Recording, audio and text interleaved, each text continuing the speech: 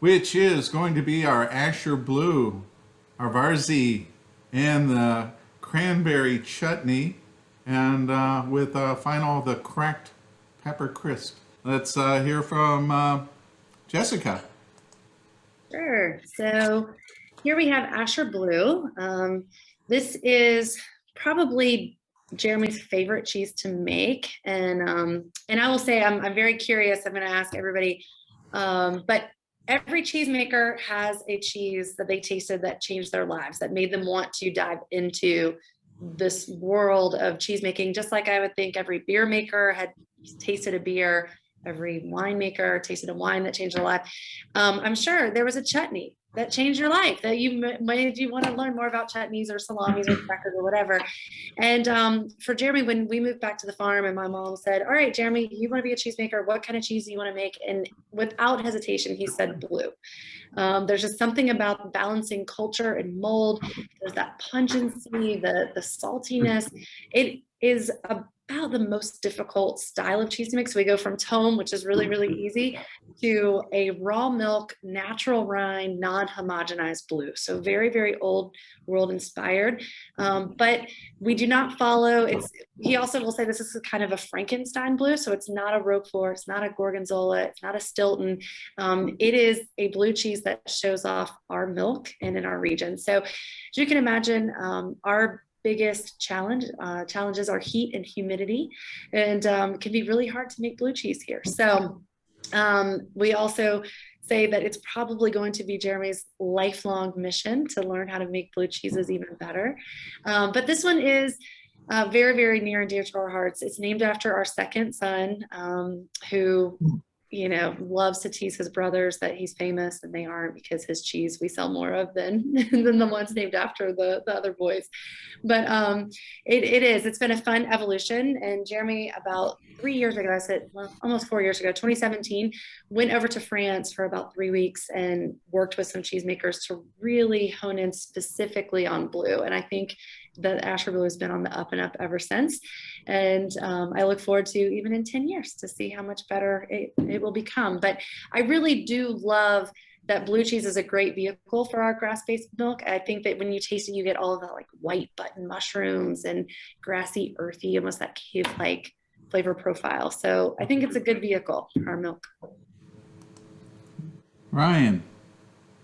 Well, this was by far my personal favorite of the cheeses, for sure, especially just as a snack. I love blue cheese. So I was really excited to see this pairing kind of offered up. I think I joked with Michael when he first asked, what would you pair with the blue cheese? I said more blue cheese. I didn't want to even get in the way. But ultimately, I had to come up with something. And so what I selected from Creminelli's lineup was Varzi salami.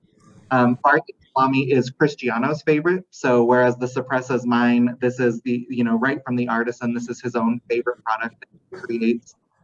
I think it's his favorite in terms of flavor profile, but really it also has a very beautiful story and a beautiful history as well. So Varzi is actually a village, and so this naming convention of the salami references and gives homage to where the salami comes from. And if you look at a map, this very tiny village is not too far from the Parma region. And so these merchants inside of the little village of Italy were pressed to find how they could differentiate themselves with so many popular manufacturers in their neighborhood, whether that be the Parma Prosciutto or Parmigiano Reggiano. How do they create something that stands out in this little village of Varzi?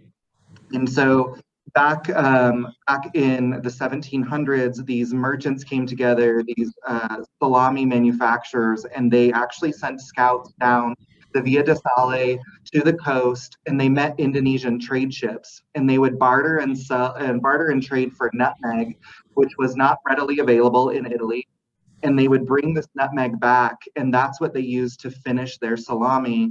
And so it helped them stand apart. This exotic, very expensive, hard to come by spice was used to finish the salami, and really helped them stand out in a very crowded room as a very different product.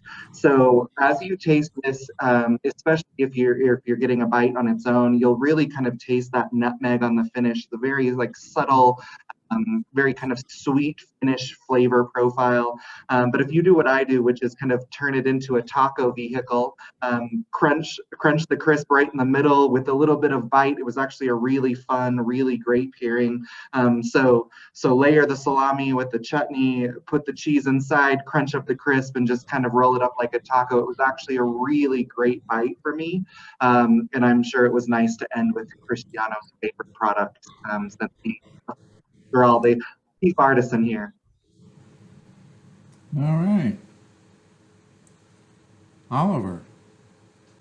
Well, I really like that story. Well, first of all, that blue cheese, man, I shouldn't talk too much about it. It's really nice. It's got that sort of like almost like crystally. Is that supposed to have like little crystals? Sometimes blue cheese are kind of wet. I don't know. That's something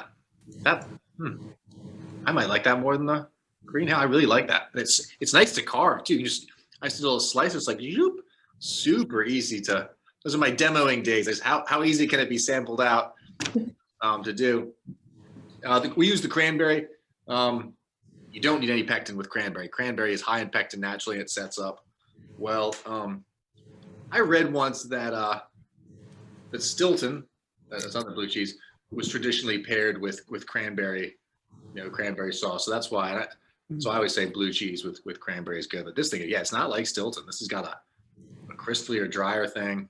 I've been a fan of the cracked pepper for a long time. I was either the plain ones. I generally like 34 degrees. Again, there's a supporting structure, let everything else be the star. But the cracked pepper, this is a fun fact that might be a fake fact. My wife says I got all these fake facts. I've read or heard that the Roman Empire collapsed because of a trade imbalance based on their incessant need for black pepper.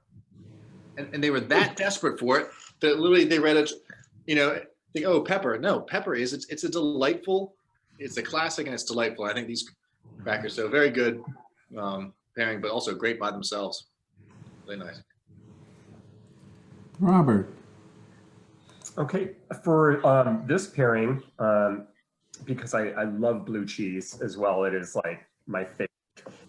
I chose our cracked pepper crisp to go with this because I've noticed when I do other pairings with different cheeses, this one in particular acts as sort of an umami intensifier.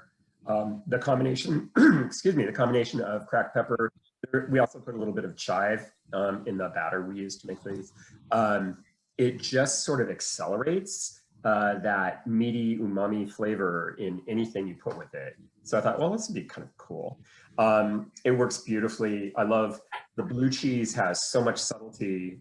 Just put a piece of it in my mouth and let it dissolve, and you get the sweetness in the milk that comes out.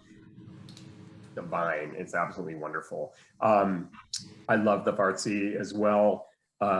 It has a really bright, clean flavor. It reminds me of some of the sausages that you run across, like the saucisson in France. And it was just beautiful. And I wasn't sure about the cranberry, but it was just the perfect amount of like acidity. It just works so good. Really beautiful. So. This is a good looking one too. If you take a look at that, that's a nice. You can't really see from the flatness, but it's got a nice. It stacks up in a very pleasing way, I think. All right. So what a wonderful. Blue has always been one of my favorites. As a international judge, it was one of the first things that I get to do, and I still continue to judge on that, and I just love them. But I have never in my life had cranberry with blue. And it's absolutely fabulous. I mean, I know blue makers that have added other things to that, and I don't think that this would be off to make a cranberry blue for the holidays. It's just so nice. I'm pairing this up with Highland Brewery. This is Gaelic Ale. It's got some maltiness to it, and I really wanted to bring some real full flavors because we have some nice acidity, we have some cranberry, and this kind of just brings it around and brings it up a little bit. But this is fabulous. Jessica, what do you think about that cranberry with the blue? Oh my gosh, I am obsessed with cranberry. I know everybody kind of thinks of, well, at the cheese shop, we sell so much more of it during the holidays. It seems like it's more of a holiday item, but I also love foods that have that high acidity. I think it makes for better pairing options. So I don't know, Oliver, what's your favorite chutney you make? The chutney. I guess I do eat a fair amount of spicy plum. I for more like cheddars and pork chops with this taste tone, but no, the thing you need acidity. It's sweet, spicy with sweet with creamy, sweet with salty, and then the acidity I guess also goes with made up in my taste. But it worked out. This might be a contender actually. Yeah, I think the fourth one, the fourth and the first might be my favorite pairings. I don't know. It's hard to give up that pimento. That was just so good, you know, as a unique balance of all the flavors.